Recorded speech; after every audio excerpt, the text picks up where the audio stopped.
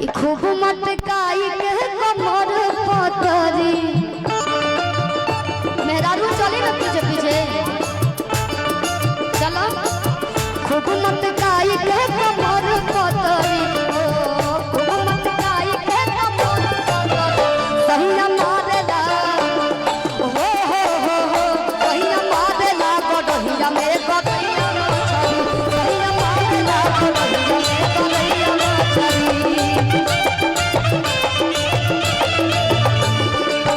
कहला कि रे निरा ऑफिस के मसाला लहंगी पहिर के भोर भोर जाला हो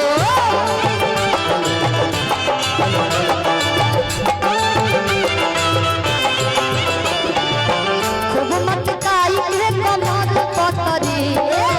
खूब मत काई के कमर पतरी सैया मारेला सैया मारेला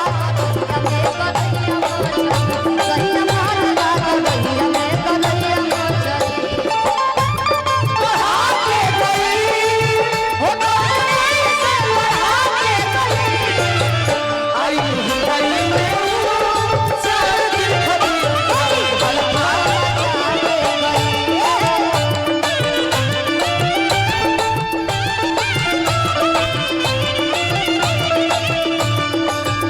सैया मारेला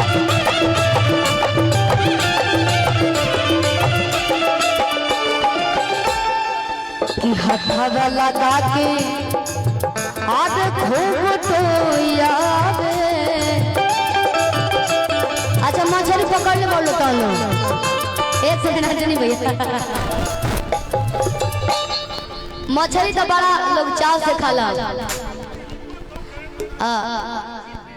अजीत भैया जी की तरफ से ढेरों सारा आशीर्वाद मछली बहुत लोग पसंद करेला हमारे के सीख ले बड़े लोग हाय बड़ी केंग हमारे बैठ के बताओ हां तनी सब जन बैठल हो तो बैठल हो ना बैठ बोलो हां बैठल हो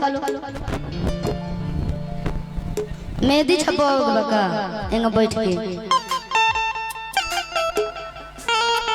एक काम करो पलथी मार लो ओम शांति कह लो ऐसे बढ़िया कि हाथवा लगा के खूब टोई जावे कि भागलो छटक के तब हवा बनावे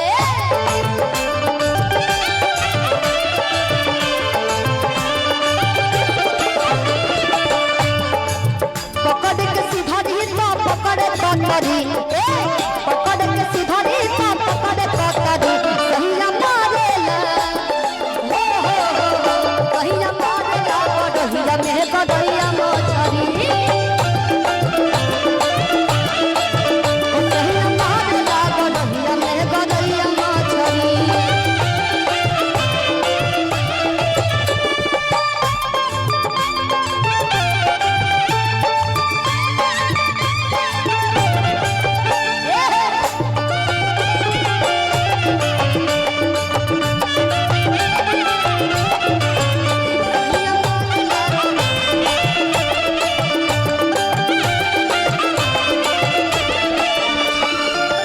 दादरा में ढेरे गाना 22 साल भैया एही में फिलहाल में गाना गल रही जातन हम परदेश में कमाए सोना ये दरिया हो